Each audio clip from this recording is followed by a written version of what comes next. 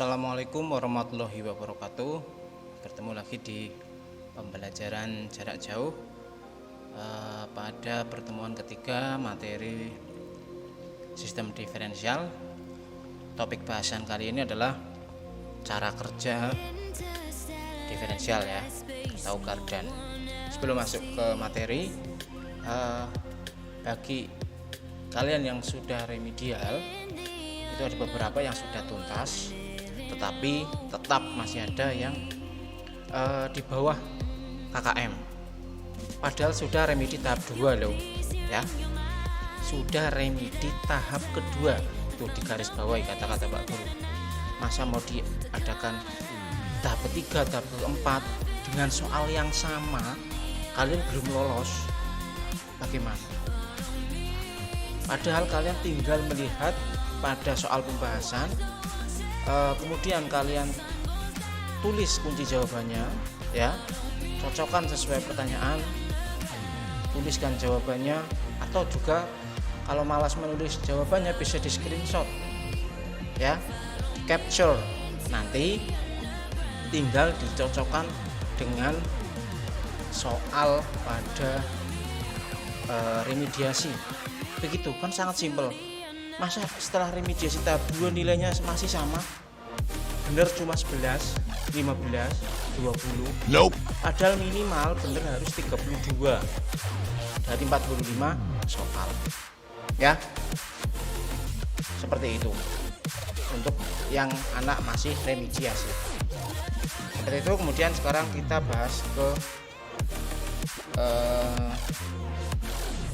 pembahasan utamanya, yaitu tentang cara kerja dari diferensial. Silakan dilihat di sini. Ini adalah komponen Cardan ya. Utamanya di sini ada drive pinion, gigi nanas. Kemudian ini yang akan menggerakkan ring gear atau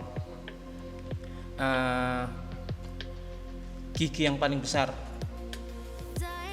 Ini tergerak karena adanya drive pinion. Kemudian karena ring gear ini terbaut dengan differential case ya, menjadi satu dengan differential case, dibautkan dengan differential case, maka otomatis differential case akan ikut terputar. Karena terputar, maka akan menggerakkan yang namanya gigi pada bagian dalam. Ada pinion gear dan side gear. Kenapa bisa tergerak? Ya karena ada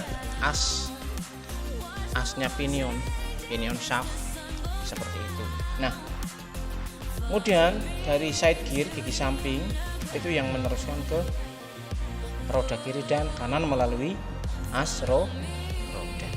Seperti itu ya. Kita bahas untuk lebih jelasnya. Kondisi di saat jalan yang sedang lurus, berarti beban roda kiri dan roda kanan itu sama. Yang terjadi seperti pada animasi gambar ini. Drive pinion akan memutar ring gear. Ring gear yang terbaut dengan differential case akan memutar as pinion. Ini as pinion yang merah ya. Nih, as pinion ada 2 ya. As pinion otomatis akan menggerakkan yang namanya pinion gear, dan pinion gear akan menggerakkan yang namanya side gear atau gigi samping. Setelah itu baru diteruskan ke roda. Bisa dilihat pada sketsa gambar ini adalah keadaan jalan lurus, straight ya, same speed atau kecepatan yang sama. Seperti itu. Ini rotasinya seperti ini. Ini kalau jalan lurus. Bisa dicek. Drive pinion memutar ring gear memutar differential case. Differential case menggerakkan pinion gear melalui pinion shaft atau as pinion, dan pinion gear yang kecil yang merah ini memutar side gear atau gigi samping. Ini ya, gigi samping 1, ini gigi samping 2. Kiri dan kanan dengan RPM yang sama karena tahanan roda kiri dan kanan sama. Karena kondisi lurus maka tahanannya sama, sehingga menyebabkan putaran roda kiri dan kanan sama, atau RPM A sama dengan RPM B. Sampai sini masuk ya. Oke, kita next. Kemudian saat jalan belok, jalan belok ini berbeda lagi ya. Belok kalau di sketsa gambar ini beloknya ke arah kanan ya. Kalau ke arah kanan, kamu lihat pada side gear kanan ini. Ini akan tertahan karena beban di sini lebih besar. Maka putaran roda kiri menjadi lebih cepat dan kanan menjadi lebih lambat karena tahanannya lebih besar sebelah kanan. Dari sini sama ya, memutar ring gear memutar differential case menggerakkan as pinion dan pinion menggerakkan side gear. Tetapi karena side gear sebelah kanan ketahan karena tahanan yang besar karena beloknya ke kanan, maka side gear sebelah kiri yang akan muter lebih cepat. Sehingga yang terjadi roda sebelah kiri putarannya akan lebih cepat daripada roda sebelah kanan. Ini seperti ini rotasinya. Paham ya? Ini turn belok. Seperti itu. Belok ke kanan. Kalau beloknya ke arah kiri, ya sebaliknya. Maka bagian kanan nanti putarannya akan lebih cepat daripada sebelah kiri kalau beloknya ke arah kiri. Ini kan ke arah kanan, maka yang putaran lebih cepat adalah sebelah kiri. RPM roda kiri lebih besar daripada RPM roda kanan. Jangkauan jarak tempuh roda bagian kiri akan lebih besar daripada jarak tempuh roda bagian kanan. Kita cek saja. Ketika belok ke salah satu sisi atau kiri atau kanan, maka salah satu roda akan memiliki tahanan yang lebih besar, sehingga menyebabkan perbedaan putaran antara aksel shaft atau aksel roda kiri dan kanan.